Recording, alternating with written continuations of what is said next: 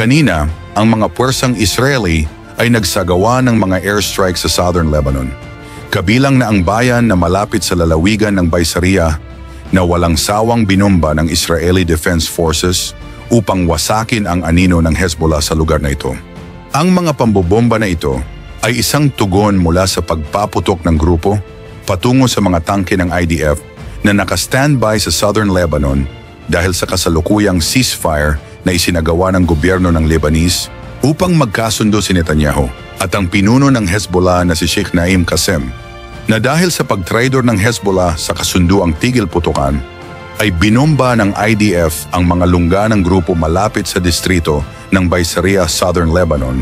na sa sobrang lakas ng air-to-ground missile na inihagis ng militar ay humantong sa pagtawid sa mga tao ni Qassem sa kabilang buhay na hindi na nagawa pa ng mga militanteng grupo na tumakbo palayo.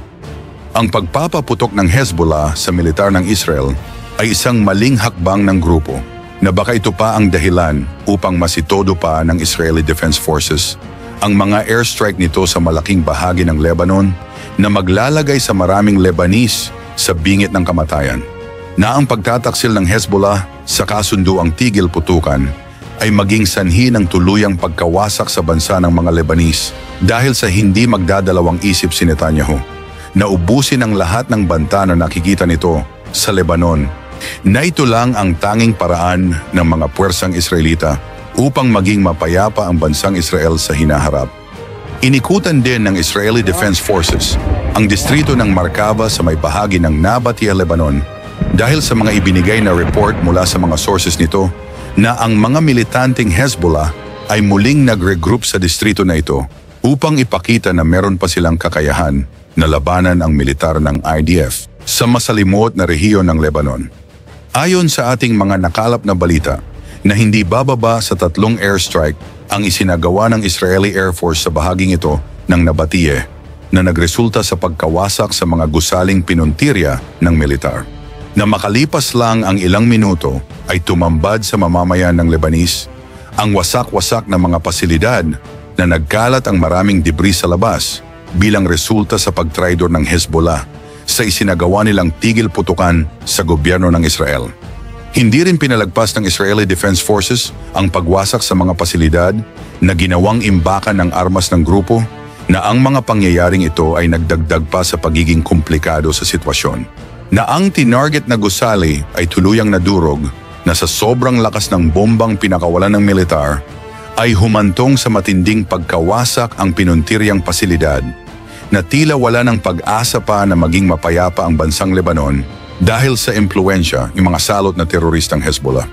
Ayon sa pinakabagong pahayag ng militar ng Israel na ang mga pambobomba na ito ng IDF ay isang mahalagang aksyon ng militar dahil sa pinutukan ng mga militanteng Hezbollah ang mga naka-standby na militar sa katimugang bahagi ng Lebanon kung saan walang sawa nitong tinarget ang ating tropa na nag-udyok sa Israeli Defense Forces, nagantihan ang mga ito gamit ang nakamamatay na air-to-ground missile. Binigyang diin din niya na hindi tutungangan na lamang ang militar ng Israel habang ang mga terorista ay naglulunsad ng mga pag-atake na maglalagay sa maraming Israelita sa kapahamakan na ang mga airstrike na ito ng IDF ay isang importanteng hakbang ng gobyerno upang sunugin at bigyan ng leksyon ang mga militanteng grupo na ito sa Lebanon. Higit pa rito, sinabi rin niya na ang militar ng Israel ay ipagpapatuloy ang mga nasimulan nitong kampanyang militar sa Lebanon upang tuluyang humina ang kakayahan ng grupo na maglunsad ng mga pambobomba sa maraming lungsod at bayan ng Israel na hindi hihinto ang militar sa pagtatanggol sa maraming mga Israelita. Matapos ang paglabag ng Hezbollah sa pinagkasunduang ceasefire, ipinagpatuloy ng puwersang Israeli ang pagbomba nito sa hilagang bahagi ng Gaza dahil sa mga namataan nitong militanteng Hamas sa lugar na ang pinuntiryang gusali ay ginawang kuta na dito na rin nila itinago ang kanilang mga armas na walang pagalinlangang pinasabog ng Israeli Defense Forces upang lansagin ang mga lungga ng mga militanteng grupo sa lugar na ito. Na makalipas lang ang ilang minuto ay tuluyang nadurog ang gusaling pinuntirya na umalingaw-ngaw sa himpapawid ang makapal na usok. Ang mga pag-atake na ito ng militar ay sumasalamin sa mga pagsisikap ng IDF na ubusin ang lahat ng mga terorista sa Gaza dahil sa hindi umalis sa tinarget na gusali ang Israeli Air Force, hanggang sa hindi tuluyang naging abo ang anino ng mga militanteng Hamas, pati na ang mga kagamitan nitong pandigma. Ang isa namang ito ay inabot ng kamalasan sa gitna ng pagmamanman ng IDF sa mga militanteng Hamas sa Gaza,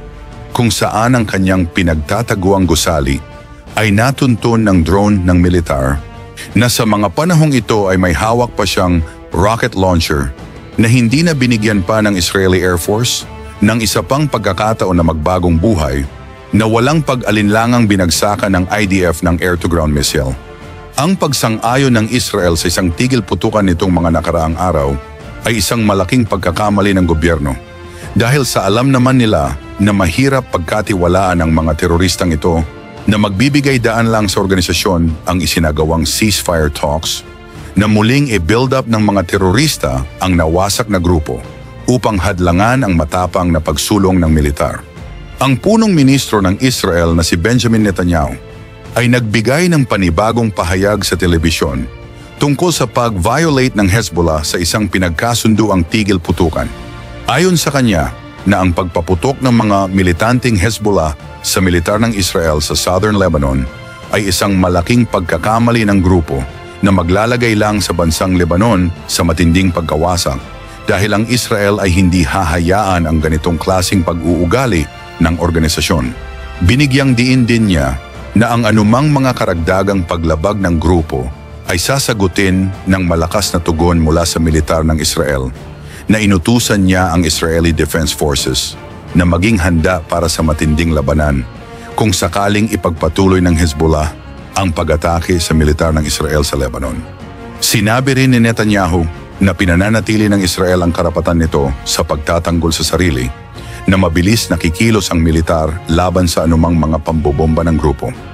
Ikaw, ano ang masasabi mo sa paglabag ng Hezbollah tungkol sa pinagkasunduang tigil putukan? I-comment mo yan sa ibaba at babasahin natin yan isa-isa. Hanggang dito na lamang po, maraming salamat po sa inyong lahat at mabuhay po kayo.